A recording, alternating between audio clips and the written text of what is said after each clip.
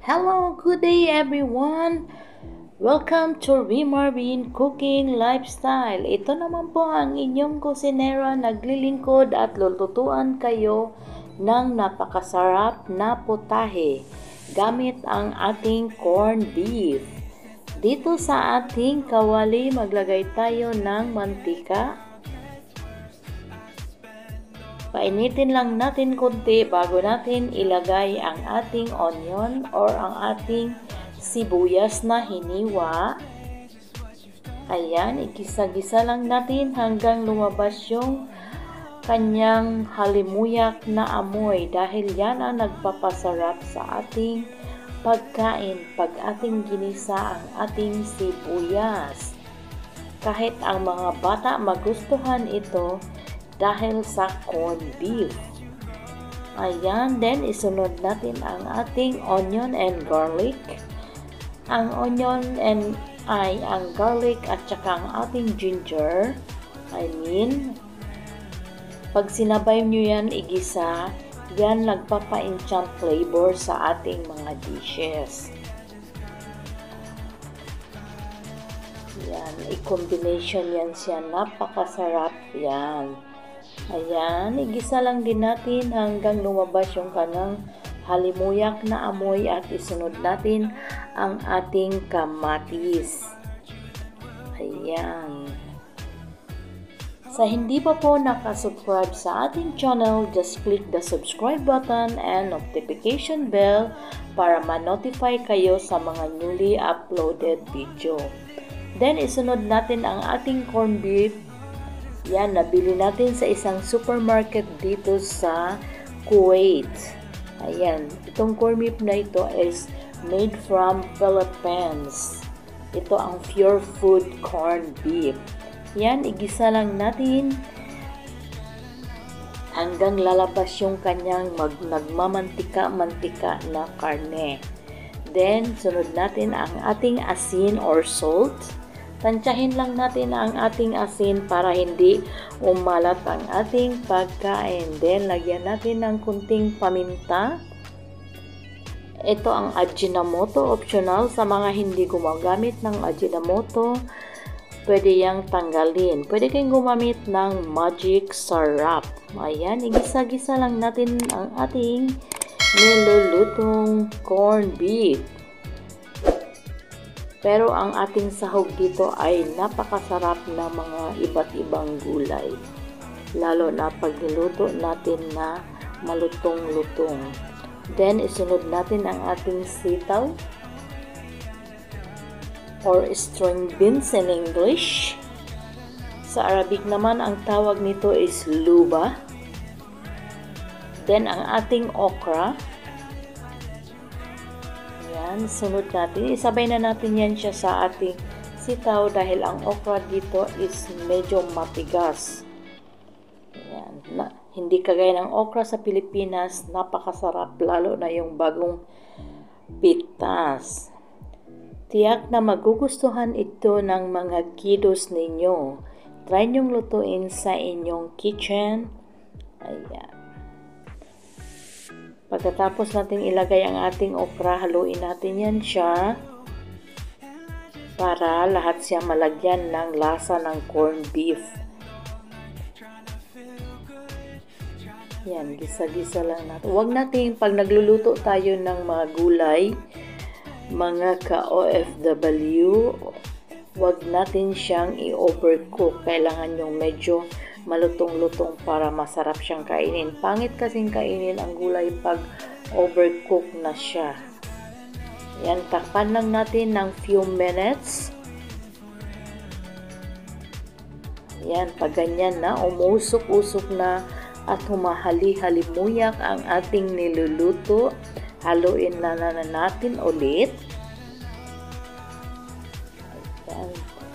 Again, sa hindi pa nakasubscribe sa ating channel, just click the subscribe button and notification bell para ma-notify kayo pag nag-upload tayo ng bagong video. Then, isunod natin ang ating hiniwang kalabasa or tinatawag nila dito sa Arabic na garak. Then, ang ating talong.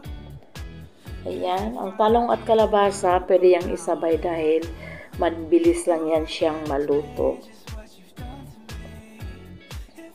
Then, halu-haluin din natin para lahat din siya malagyan ng lasa ng corned beef.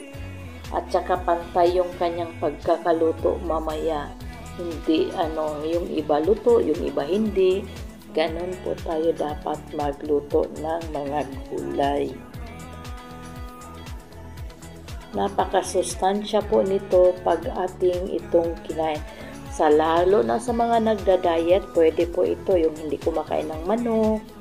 Ayan. Then, simmer lang natin ng ilang minuto. Ayan. Humahalimuyak na ang ating ginisang gulay.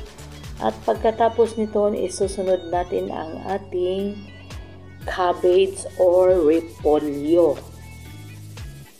Yan na mga ka-OFW. Sigurado na naman tayong happy tummy pag naluto natin ito.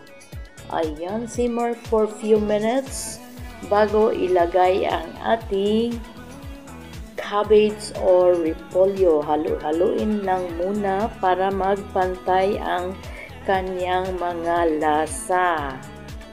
Kumusta na po kayong lahat? Ayan na mga ka-OFW. Ilagay na natin ang ating hiniwang repolyo. Malutong-lutong. Puting-puti pa ang ating repolyo. Yan. Kumbaga ito is veggies overload. Ayan, then halu-haluin lang natin. Then lutuin natin ng mga at least 2 minutes. Takpan natin yan siya. Pag nahalo na, takpan natin. At huwag masyadong i-overcook ang ating repolyo kasi pangit pag kinain natin siya na malata. Kailangan ito medyo malutong-lutong. Dahil di ba kumakain din tayo ng mga coleslaw. Ang coleslaw is hilaw naman yan. Nandyan ang kanyang mga sustansya kasi pag na-overcook ang ating gulay, nawawala na yun kanyang mga vitamina, mga protein.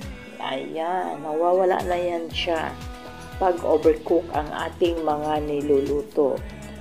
Ayan, din simmer lang natin yan siya ng few minutes again. Ayan na. Haluin lang natin. Then, after that, ay luto na ito. Ilalagay natin yan siya sa ating serving plate.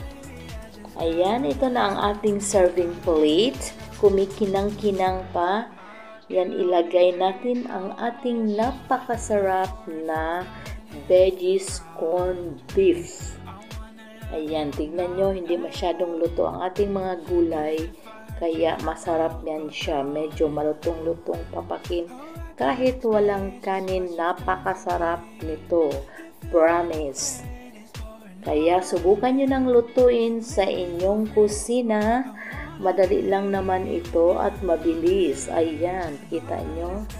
Crunchy and look tasty. Kaya maraming salamat sa inyong panunood.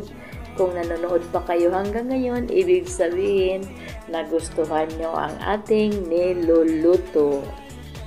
Thanks for watching mga ka-OFW saan mang sulok ng mundo. Ayan, luto na. Pwede na nating iserve. Bon appetit! Maraming salamat sa inyong lahat. Enjoy your meal and happy tummy sa lahat.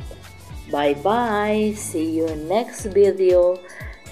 Maraming salamat sa ulitin!